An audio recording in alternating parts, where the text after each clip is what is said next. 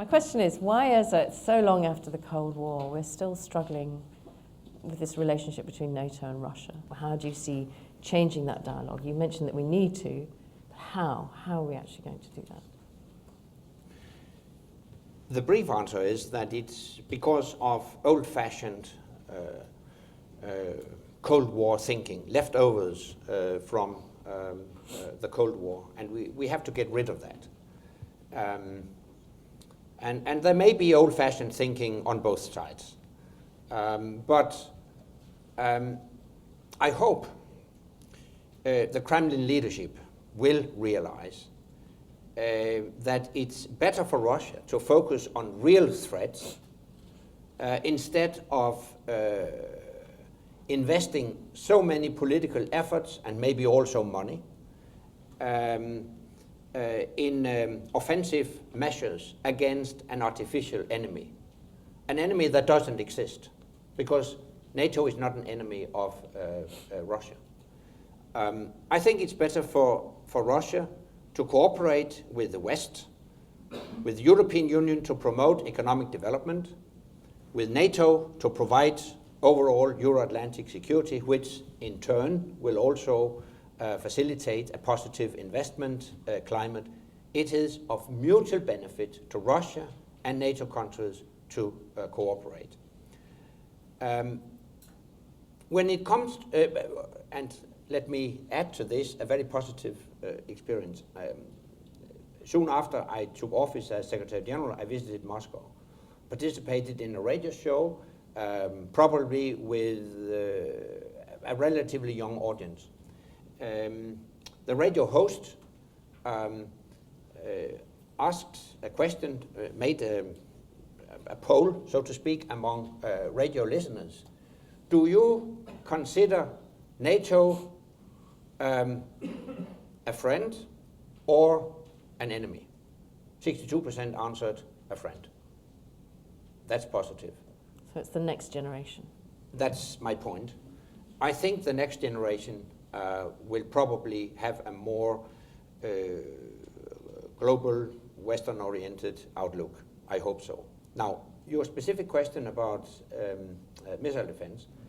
The Russians have requested what they call assurances or guarantees that our system is not directed against Russia. They claim that they have not received such assurances, and this is the reason why we have not yet reached an agreement. But I have 3 points to make. Firstly, we have explained to the Russians, and we have had experts on both sides to meet. We have explained to the Russians that our system is not designed to attack Russia or undermine Russian deterrence policies. So technically, it's not designed to threaten Russia. Secondly, politically, of course, we don't have any intention to attack Russia. Actually, 15 years ago, we signed a joint document called the Founding Act. In that Founding Act, Russia and NATO declared that we will not use force against each other. We stay committed to that declaration. I hope the Russians do the same. We are prepared to reiterate that political commitment. And thirdly, we have suggested that the best way for Russia to see with their own eyes that our system is not directed against Russia would be to engage in practical cooperation. In concrete terms, we have suggested the establishment of 2 jointly staffed centers that could create a framework for exchange of data, preparation of joint exercises, the elaboration of joint threat analysis, etc., etc. So they could see with their own eyes that our system is not directed against Russia. Well, so far we have not reached a conclusion. The dialogue will continue, and I hope at a certain stage we will reach an agreement. Thank you very much. Okay, I'm going to open up the floor now. When the microphone comes to you, please can you state your name and keep your comment or question brief. I see somebody here on the right. Thank you. Musa Sour, Al Mayadini channel. Basically, I want to ask about the New World Order and security.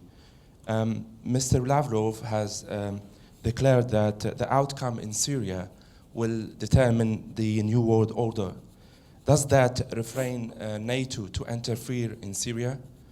The other question is, President Bashar al-Assad regrets for shooting down the Turkish jet. So he's trying to diffuse the tension with NATO and Turkey. What is your comment on that? Thank you. On the latter, I do believe that the fact that NATO has expressed a very strong solidarity with Turkey has also had an impact in Damascus, and may be the reason why President Assad so strongly has expressed his regrets for this unacceptable act. On Syria as such, let me stress that NATO has no intention to intervene militarily in Syria. We have expressed our solidarity with Turkey. Turkey is an ally. Turkey has been impacted by what is going on in Syria, so it's normal we have expressed our solidarity. But NATO has no intention to intervene militarily, because we do believe that the right way forward in Syria is a political solution. For many different reasons. It would be too complicated to go through all that, but that's the bottom line. In that respect, I appreciate that the contact or the action group meeting that took place in Geneva last weekend made some steps forward. Not many, not far, but some steps forward. And I hope the international community as a whole will send a unified and strong message to the political leadership in Damascus to initiate a transition to democracy. That's a clear message from that Geneva meeting. And I think, and let me speak very openly about it, I think Russia, taking into account Russia's position in Damascus and in Syria, that Russia has a special role to play to live up to her international obligations and facilitate such a transition to democracy that will accommodate the legitimate aspirations of the Syrian people. Thank you. I'm going to turn to Benoit Gomes, who's going to use his opportunity to give us questions from the Twitter stream, from the live channel. Benoit? Thank you. Benoit Gomes from Chatham House. I'm also a Young Atlanticist member, so I wanted to thank you for coming to the Young Atlanticist Summit in Chicago last May. I selected two questions from Twitter. One to bring back to Syria. You said that NATO didn't have any intention to intervene militarily there, but has NATO considered scenarios for any form of military intervention in Syria, even though it's not its intention? And the second one is from Malcolm Savage, a member of Chatham House. How can NATO best contribute to further progress in multilateral nuclear disarmament? Thank you.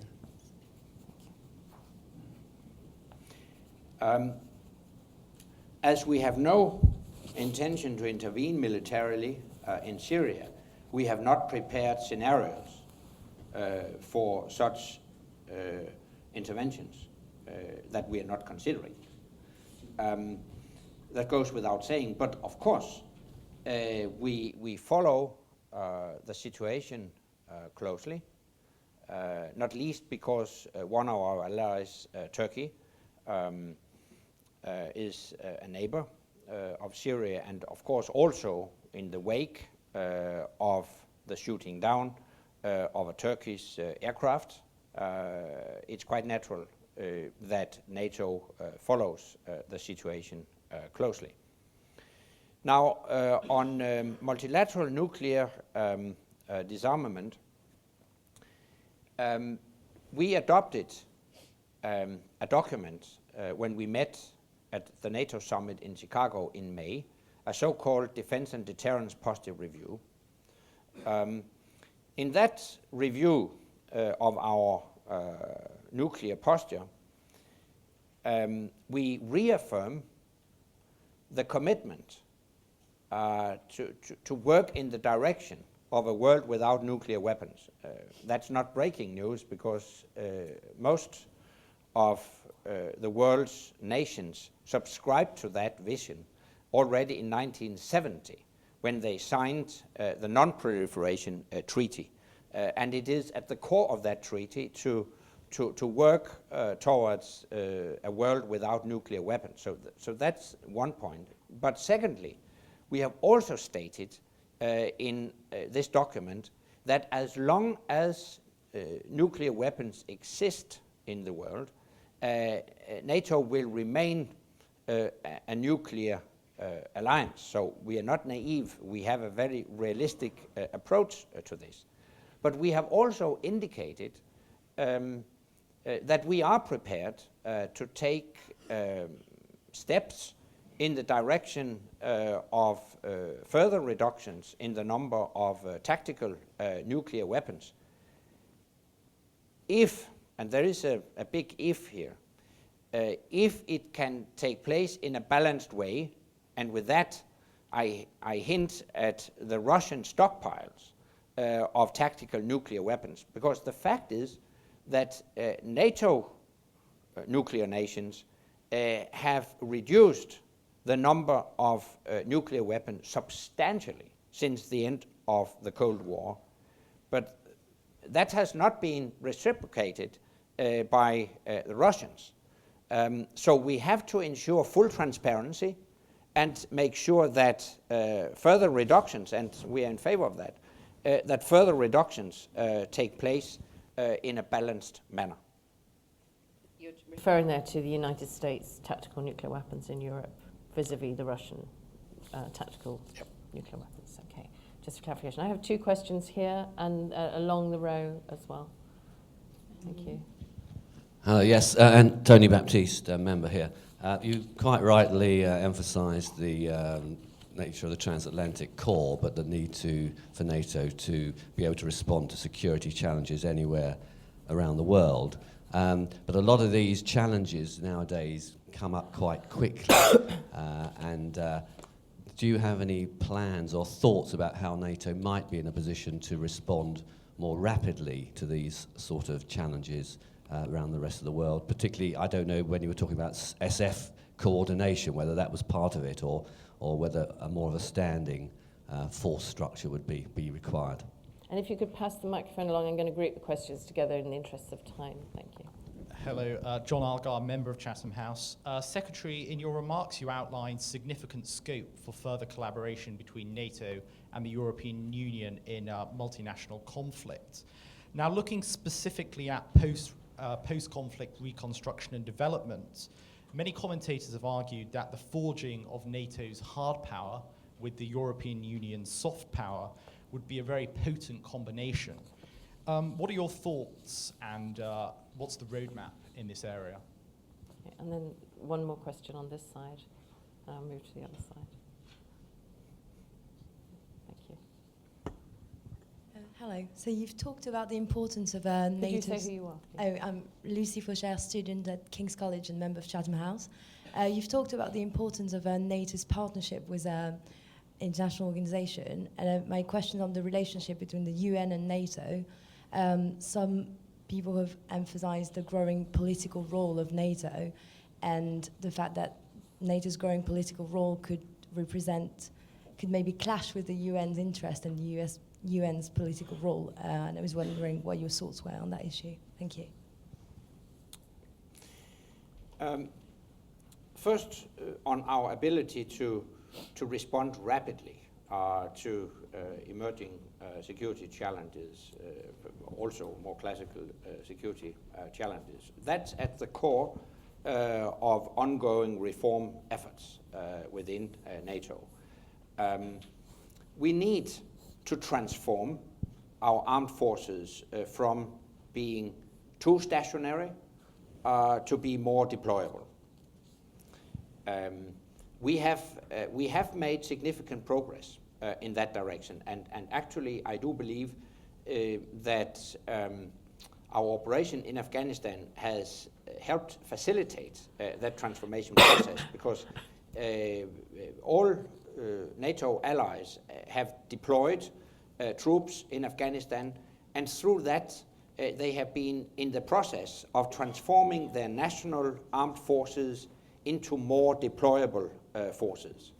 Furthermore, I do believe that the current economic crisis could also be used as an opportunity to actually get more security and more value for money by transforming more static structures into more mobile, flexible armed forces. And a very concrete example of this is the establishment of the NATO Response Force, NRF, it will be given more prominence in the coming years, because the United States have decided, as part of their restructuring of their presence in Europe, to actually contribute in a more significant way and on a regular basis to the NATO Response Force. And by that, we will also improve the connectivity between European military and the US military. Make sure that we can actually work together, what we call interoperability. We do all we can to be able to respond quickly to security threats, including new security threats like missile threats, cyber threats, etc. Now, on the European Union, I know that it's a very popular notion that we could have a kind of division of labor between European Union and NATO, so the European Union could represent soft power and NATO the hard stuff, hard power. It's not, in my opinion, not that simple. I think the two go hand in hand, so to speak. I strongly believe in soft power instruments, but I do believe that if we are to make soft power instruments work effectively, we have to be able to support them by using hard power instruments occasionally. But having said that, taking current economic circumstances into consideration, I think it's hard to imagine the European Union implement what is in the Lisbon Treaty on so-called structured cooperation within defense, because that would take quite some heavy defense investments among EU member states. And I think it's essential during this time of economic austerity to avoid duplication and competition and make sure that the European Union and NATO work together in a complementary way. So that's how I see it. I have done a lot, and I will continue to do a lot to really improve the relationship and partnership between the European Union and NATO. But I think we owe it to our taxpayers to make sure that we do not waste resources by pursuing the same programs and capabilities in both organizations, but help each other to avoid duplication. Now, finally, on the United Nations and NATO, we have seen an increasingly positive relationship between the United Nations and NATO during recent years. And I would point to our Libya operation as an excellent example. The UN Security Council adopts an historic resolution to protect the civilian population of Libya. NATO allies decided that the best way they could implement, and as members of the United Nations, they have an obligation to implement the UN Security Council resolution. They decided that the best way to do it would be through NATO. So NATO operated on the basis of a very clear United Nations mandate, and we accomplished that operation within 7 months. Our current operation in Afghanistan takes place on the basis of a United Nations mandate. Our presence in Kosovo is based on a United Nations mandate, and we conduct counter-piracy operations along the coast of Somalia, again based on a United Nations mandate. So NATO operates on the basis of the principles of the UN Charter, and this is also a reason why I argued in favor of having a dialogue with all members all permanent members, but actually all members of the UN Security Council. I was a bit surprised that you should pass over cybersecurity so easily, because surely we have now got enough information to understand that you don't know whether you are going to be cyber attacked or not. And this surely means that in particular, the whole missile defense business is all those bits and pieces out there are going to be vulnerable to cyber attack. And my understanding is that the American Missile Defense Agency has not been studying the matter of missile defense cyber vulnerability. I say this after having had answers to evidently difficult questions at the RUSI Missile Defense Conference last month. No, 2 months ago now. Yeah, 6 weeks ago. So that's one question. The other is, how is NATO going to fit with the new American strategy, which seems to be largely CIA-led intelligence and attack by drone? This is something which is quite difficult for a grouping like NATO to control and command, I would have thought. There are difficulties there. The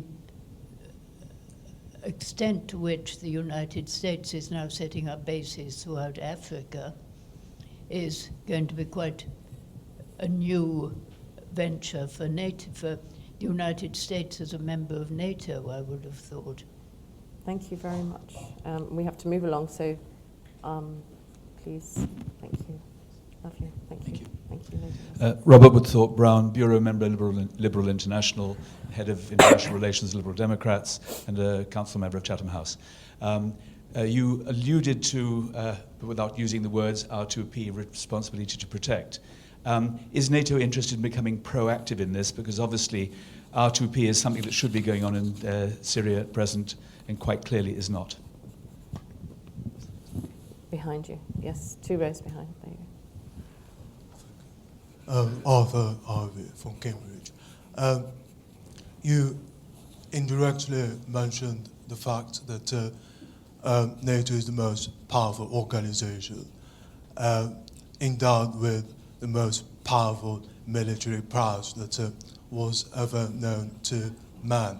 But yet it took us 10 years to find Osama bin Laden and to have him killed. And who knows how long the war in Afghanistan would take. Do we really invest on, as you mentioned, military hardware, forgetting the fact that the enemy often uses non-conventional military weapons, and therefore we are barking the wrong tree by so doing. Thank you. So you're talking about asymmetric warfare, and there was at the back. Yes, the green tie. Mike Erskine, I'm a partner with Bain & Company and a member of Chatham House. And just building on the other speakers here, I think perhaps the issue is the supreme military strength that the NATO members bring, that was, probably the most successful in history, countering a kinetic threat from the group of Soviet forces in Germany. Now, state actors are using, non-kinetic means, asymmetric means.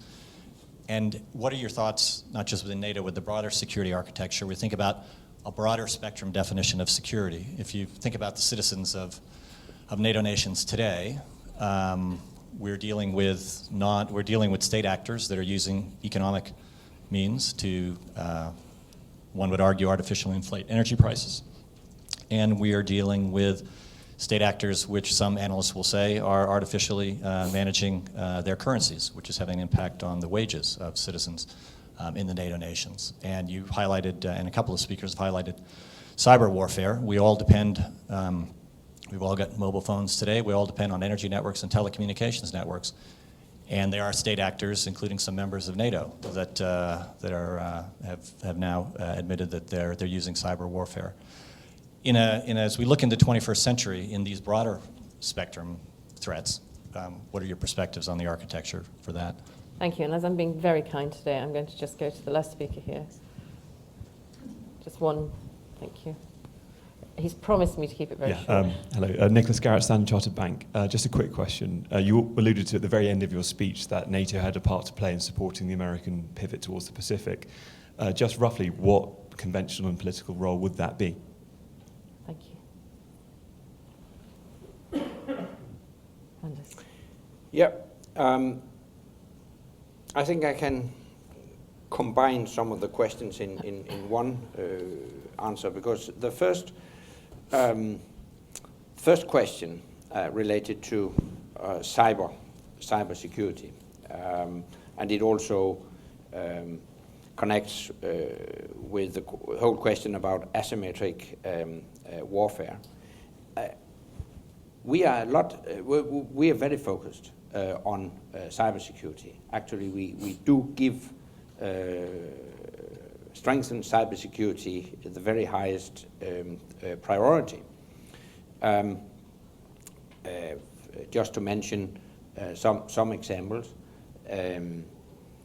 we have taken steps to strengthen the protection of our own systems in NATO. I think the latest statistics indicate that we are attacked 100 times a day. So you can imagine that there is a strong interest out there in what NATO is doing. So we have to protect our systems more effectively, and we have taken a number of steps in that direction. As you will recall, 5 years ago, Estonia, one of our allies, was attacked. We have, so it's not just theory, it's a reality. We have established a so-called Center of Excellence, which is located in Tallinn. This Center of Excellence provides information, facilitates the sharing of experience and best practice. And we have established a unit that can help allies that are attacked, that are cyber attacked, if they don't have the capacity themselves to counter such attacks. So we have actually taken a number of steps to improve our cybersecurity, and we will continue on that path. On the use of drones, if I understand you correctly, my answer to that is quite short, because from a legal point of view, I don't see any difference between using an unmanned aircraft and a manned aircraft. It is actually, from a legal point of view, exactly the same thing. So the use of the fact that a number of allies use unmanned aircrafts does not constitute a problem for NATO. Let me add to that actually we try to promote the use of drones to improve gathering of information and intelligence, surveillance, reconnaissance, and the use of drones actually helped us to conduct what I would call a precision campaign in Libya, with the aim to minimize the number of civilian casualties and minimize collateral damage. And I hope, I do believe that it is widely recognized that we succeeded in that respect. I think now, what we find, Anders, that there's quite a lot of controversy about that in this country, and also the use of drones generally in Pakistan, in Afghanistan. And it's a big ethical discussion here. So I just want to throw that in. Yeah, I am aware of that. Yeah. But I just indicate that I'm not concerned. Okay. But in particular, as regards Afghanistan, let me stress that as far as NATO is concerned, and ISAF, our mandate is restricted to Afghanistan. Right. ISAF does not operate beyond Afghanistan. That's true, absolutely. And I speak on behalf of NATO. Right. Good. Now, on responsibility to protect, I was asked whether one could imagine NATO take a more proactive stance on that, and then you referred to my statement on Syria, that we have no intention to intervene in Syria. Let me stress that such decisions must be made on a case-by-case basis, because the one example is not like the other. And there is a clear difference between Libya and Syria, though what we're witnessing in Syria are just as outrageous and horrendous as what we saw in Libya. In that respect, there's no difference. But seen from a NATO perspective, there is the very clear difference that in Libya, we had a very clear United Nations mandate. And we got active support from countries in the region. None of these conditions are fulfilled as regards Syria. There's no call from the region, there's no call from the international community for NATO action. Furthermore, there's no unified opposition in Syria. It's split, and substantial parts of the opposition in Syria are against a foreign military intervention. And you have to take all these elements into consideration, including, of course, an assessment whether a military intervention would lead to anything good. And my conclusion is that when it comes to Syria, a political solution is the best way forward. But to facilitate such a political solution, we need a unified and strong message from the international community, including from Russia and China. Now, on the asymmetric warfare, I have already touched upon it. It's a very interesting question, and it deserves a much longer answer than time permits. But we are very much aware of that.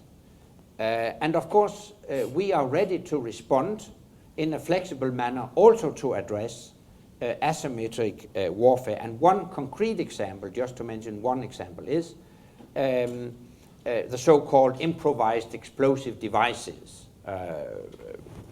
I think better known as roadside bombs, but actually it's broader than that. They are not that expensive, but they can cause a lot of damage. And of course, we have to adapt to that and counter such asymmetric warfare.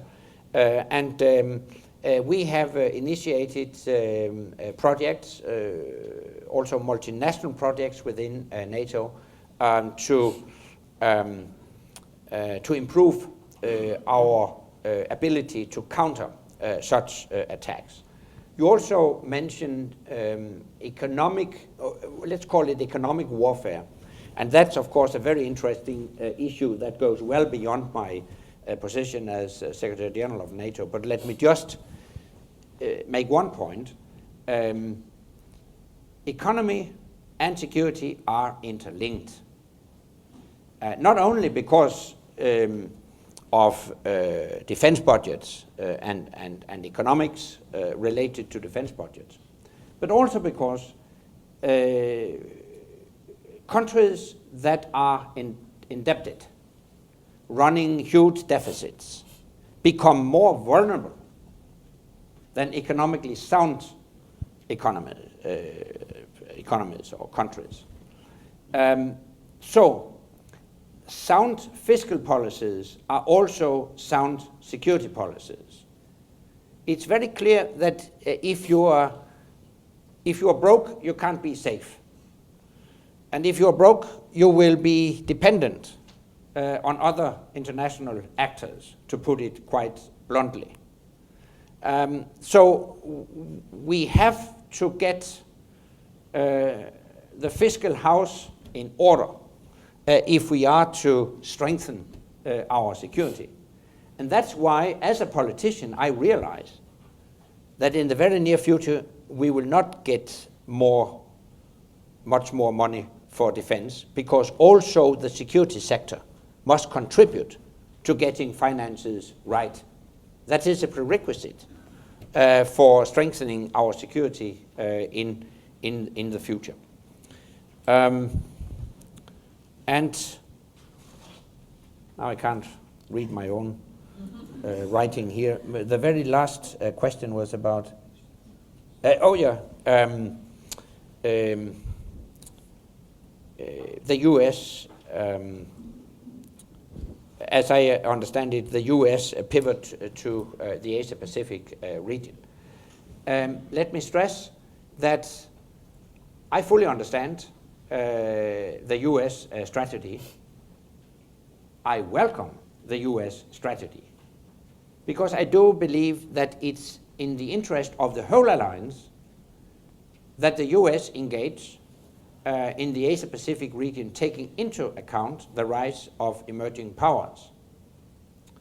Not because we consider them a threat, but because, based on our experience in Europe, we do believe that cooperative security, the establishment of partnerships and alliances, contribute to security. Actually, NATO is the prime example. During more than 60 years, we have been the guarantor of peace and stability in Europe and North America. And I think that experience could also be transferred to other parts of the world. The important thing for me is that the US pivot to Asia will not take place at the expense of the transatlantic relationship. And the Americans have clearly stated that, and they have also demonstrated practical examples that it will not take place at the expense of the transatlantic relationship, including a heavy US contribution to the NATO-based missile defense system, which is an example of continued American commitment to European security. So it's very hard for you to force me into the pessimistic corner. I'm quite optimistic about the future of our alliance. I see the transatlantic relationship as the bedrock of